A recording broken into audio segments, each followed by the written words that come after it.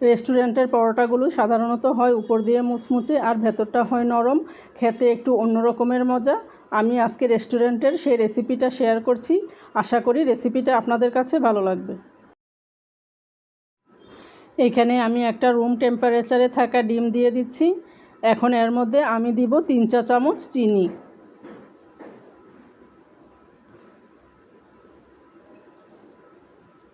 তার সাথে এখন আমি এর মধ্যে দিচ্ছি 2 চা চামচ গুঁড়া দুধ আর দিচ্ছি 2 চা চামচ সয়াবিন তেল। এখন সব কিছুকে আমি একটা বিটার দিয়ে ভালো করে বিট করে নিব। 2-3 মিনিট সময় নিয়ে আমি ডিমগুলোকে বিট করে নিয়েছি। এখন এর মধ্যে আমি দিচ্ছি পরিমাণ মতো লবণ। এখন এখানে আমি দিচ্ছি 1 কাপ পানি। এখন সব কিছুকে আমি আরও 2-3 মিনিট সময় নিয়ে এগুলোকে বিট করে নিব। এখন এখানে আমি দিব পরিমাণ মতো ময়দা। আমি আপনাদেরকে বলে দিচ্ছি আমার কতটুকু ময়দা লাগবে। আমি অল্প অল্প করে ময়দা দিয়ে মিশাবো আর আপনাদেরকে বলে দিব যে কতটুকু ময়দা লেগেছে। একসাথে বেশি করে ময়দা দিতে যাবেন না, অল্প অল্প করে ময়দা দিয়ে এইভাবে ভালো করে মেখে নিলে তাহলে এর বাইন্ডিংটা একদম সুন্দরভাবে তৈরি হবে। 3-4 মিনিট সময় নিয়ে একদম ভালো করে মথে আমি একটা ডো তৈরি করে নিয়েছি। এখানে আমার 2.5 কাপের মতো ময়দা লেগেছে। এখন আমি এভাবে ডেকে রেখে দিব আধা ঘন্টার জন্য। আমরা যখন বাসায় পরোটা তৈরি করি তখন দেখবেন যে আমরা 10 থেকে 15 মিনিট রেস্টে রাখি, কিন্তু রেস্টুরেন্টের ওরা একসাথে অনেকগুলো তৈরি করে এভাবে রেস্টে রেখে দেয়। ওদের ডোটা একদম মজে যায়, সুন্দরভাবে ডোটা মসৃণ হয়। তাই কম করে হলেও আধা ঘন্টা আপনারা এটাকে রেস্টে রেখে দিবেন। রেস্টুরেন্টের লাচ্ছা পরোটাগুলো সাধারণত একটু বড় সাইজ করে তৈরি করা হয়। আমিও বড় সাইজ করে তৈরি করে নিচ্ছি। আপনারা আপনাদের পছন্দ মতো সাইজে তৈরি করে নিতে পারেন। আমি এখানে বড় সাইজের একটা রুটি বেলে নিচ্ছি। এখন এর উপরে আমি তেল দিয়ে পুরোটাতে ভালো করে লাগিয়ে দিব। তেলটা একদম সুন্দর করে সব দিকে ভালো করে লাগিয়ে নেবেন, তাহলে লেয়ারগুলো একদম সুন্দরভাবে ফুটে উঠবে।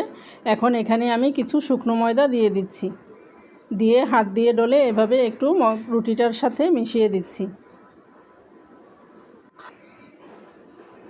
এখন আমি এটাকে ভাঁজ দিয়ে দিচ্ছি।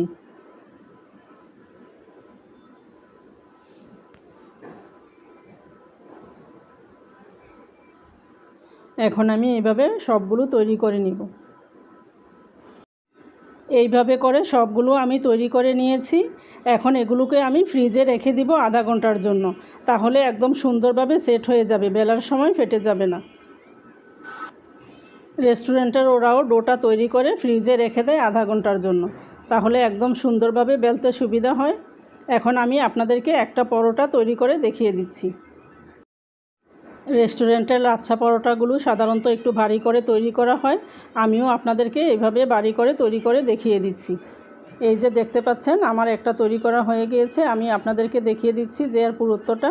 এই যে দেখুন, এভাবে আমি সবগুলো তৈরি করে নিব। এখন আমি বাস্তে চুলায় চলে যাচ্ছি। এখানে আমি একটা তাওয়া গরম করে নিয়েছি, এর মধ্যে দিয়ে আমি এপাশ ওপাশ উল্টে ভালো করে ভেজে নিব। এখন আমি এর মধ্যে তেল দিয়ে দিচ্ছি। তেলটা আমি প্রথমে দিব না, দুই পাশে একটু ভেজে তারপরে তেলটা দিব, তাহলে একদম সুন্দরভাবে কালার আসবে আর পরোটাগুলো মুচমুচে করে তৈরি হবে। এই পরোটাগুলো তৈরি করার সময় আপনারা যে বিষয়গুলো লক্ষ্য করবেন সেটা হচ্ছে, প্রথমে ডোটা খুব মসৃণভাবে তৈরি করবেন এবং অবশ্যই আধা ঘন্টার মতো রেস্টে রেখে দিবেন। তারপর পরোটাগুলো ভাঁজ দেওয়ার পরে আধা ঘন্টা ফ্রিজে রেখে দিবেন, তাহলে বেলার সময় আর পরোটাগুলো খুলে আসবে না, একদম মুচমুচেভাবে সুন্দরভাবে তৈরি হবে। সবগুলো পরোটা আমি এভাবে করে তৈরি করে নিয়েছি। দেখতে পাচ্ছেন একদম সুন্দরভাবে পরোটাগুলো তৈরি হয়েছে।